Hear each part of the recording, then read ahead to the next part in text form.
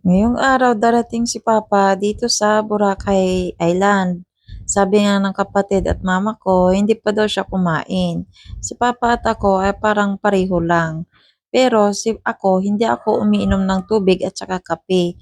Pero kumakain ako ng konti. Si Papa naman hindi siya kumakain. Tapos hindi rin siya umiinom sa tubig. Mahirap kasi magbiyahe kapag panay ihi ka o kaya nasi CR. Kaya ayun, hindi si Papa kumain kapag nagbiyahe, pinadalhan lang daw siya ni Mama ng prutas. Kumuha nga rin pala ako ng saluyot dito lang sa labas ng aming bahay kasi konti lang yung okra, kaya ito gusto ko lagyan ng saluyot. Tsaka mas masarap kasi kapag mas marami talaga ang gulay. I gonna close the window inside because I opened the curtain What's that? in the room, yeah. Son, are you okay? What are you doing? Changing? I gonna close the window, huh? Cold? Okay, I close it then. Yeah, looks like it. Kailangan nakasirado ang bintana kasi hindi niya alam. Hindi niya alam darating si Papa. Okay lang dyan, Gang. Okay lang dyan. Yung doon sa kwarto kasi bukas. Maririnig agad ang boses si Papa. Abangan ko dito si Papa sa taas. Although medyo may idea ng anak ko na darating si Papa, pero sinasabi ko na bukas pa, Sunday. So, parang nawala sa isipan niya na darating si Papa. Pero kahit pa paano, may ano na siya na baka nga daw ngayong araw, parang uulan. Kasi may init. Pero ang dilim. Yan. Oh.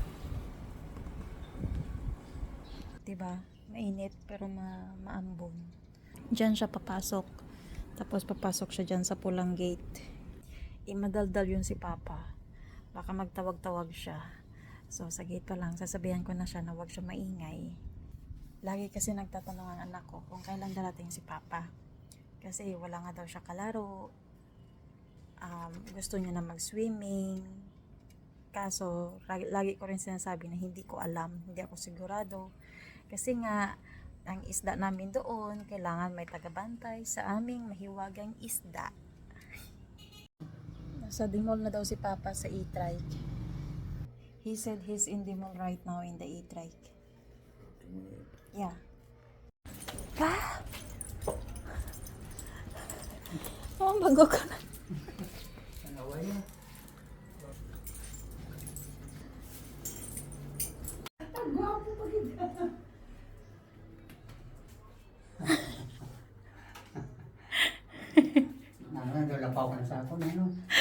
Ito nga ang naging reaksyon ng anak ko dahil hindi talaga namin pinaalam sa kanya na darating talaga ngayong araw si Papa dahil ang akala niya talaga ay bukas pa nga darating si Papa.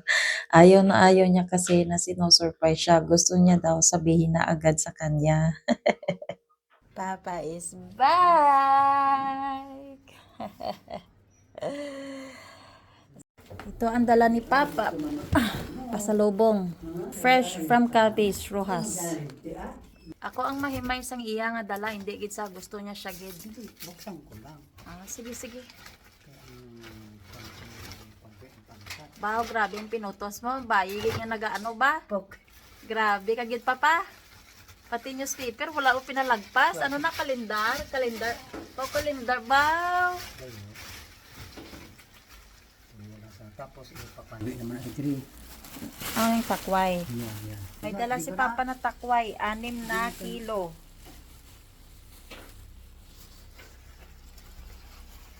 Sige pa, kaya mo na. Kaya mo na, basi naglangoy pa na sa... basi naglangoy pa na liwat. Yan na. Ito nga rin pala ang catfish na dala ni Papa galing doon sa aming fish fund. Ayan. At minarinate na nga ito ng kapatid ko para daw mawala ang lansa.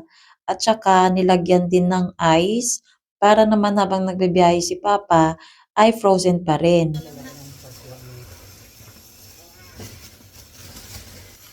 Ito, 6 kilos na takway. 6 kilos, di ba? 6 kilos sa takway. May pangbuong 1 taon na ako nga takway. Ang dami! Thank you pa. Babe. Papa bought a fish for us. Big, isn't it? Where is it, Dolly? It's yeah, catfish, babe. That is catfish. Yay. Mayat si Say, no? Big, right? Nice. Fish. Ang laki. Sarap nito ihawin. Nako. Ang laki, oh. Ang haba. Mahumot ka kag. Pala. Mahumot ka kag. Baka malang sa isi. At kumain na nga rin kami ng lunch, gawa ng hindi nga nakakain si Papa. Inintay namin talaga siya para sabay-sabay na lang kami kumain ng lunch. At ito nga ay ang ulam namin ay ang pakbit. At si Babe ayaw niyang kumain, gusto niya lang kainin ang tinapay na dala ni Papa.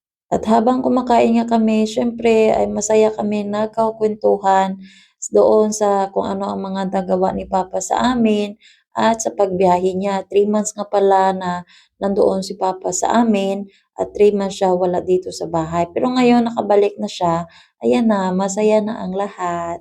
Kumuha nga din pala ako ng kalamansi dito lang sa taas namin dahil kailangan ko nga ito gamitin sa pantat na lulutuin ko bilang grilled. Ito na rin ang ginawa kong sauce para pang-marinate dito sa pantat or catfish na dala ni Papa. Talagang nilinisan ko to ng mabuti, tinanggal ko muna yung mga natirang intestine at yung taba. Sabi kasi ni Mama, malangsa kapag may natira pang tinae sa loob.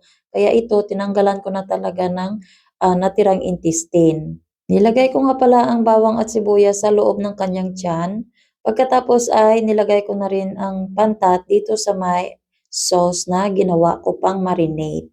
So ganito lang ang ginawa ko para talagang masarap ang loob. At first time din ito makakatikim ni Babe. Matitikman niya na ang sarap ng pantat. Bali, isa din pala ito sa isda na paborito ko. Bali, yung mga isda talaga na paborito ko ay ang tilapia at saka itong pantat. Lalo na kapag grilled ang pantat.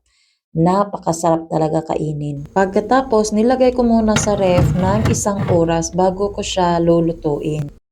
Dito ay nagpabaga na ako ng uling. Sabi nga ni Papa siya daw ang gagawa pero hindi ko na siya ginising. Gawa ng pagod din siya sa biyahe at hindi din siya nakatulog nung gabi. Gawa ng excited na nga daw siya bumalik dito. Kaya hinayaan ko na lang siya matulog at ako na lang ang gumawa ng uling.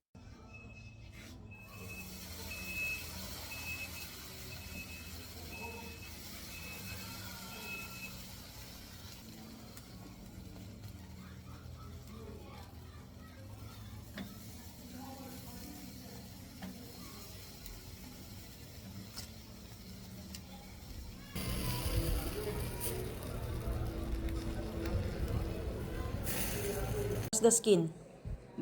Did you like it? I already have it outside. Try it. And dinner serve. Nilutuan ko nga pala si Babe ng tuna belly. Ito ang ulam niya. At saka itong pantat. Bali, tingnan nyo naman oh, sobrang ganda at ang sarap talaga ng balat niya. Crispy at yummy. Kaya nakita nyo nga na pinatikim ko kay Babe. May natira nga rin pala kaming kanin. Kaya ayan, ginawa ko na lang fried rice. At yung sauce na ginamit ko pag marinate sa isda ay niluto ko na rin para gamiting sauce. At syempre yung pinakbit na natira kaninang tanghalian. So ito ang magiging ulam namin ngayong gabi. Dinner's ready! Babe! Babe! Dinner's ready! Okay. I will spray the room later when you're out there. Okay. Did you call Papa? Is he sleeping? Can you call Papa, please? Does he know that we're gonna eat now? Okay. Pa! Good morning! Kita mo, nilutoy gisa sang pangbabayi. Paano kay kakaabot lang, naglakat in sigida pa, bye-bye. Bila. Oh, na. Daddy ha. Na. Daddy. Isis, kagat-kagat labi pa sa ho. Isis, ano ginadamgo mo ba? Asus. Kalot. Balik lang to sa bye-bye.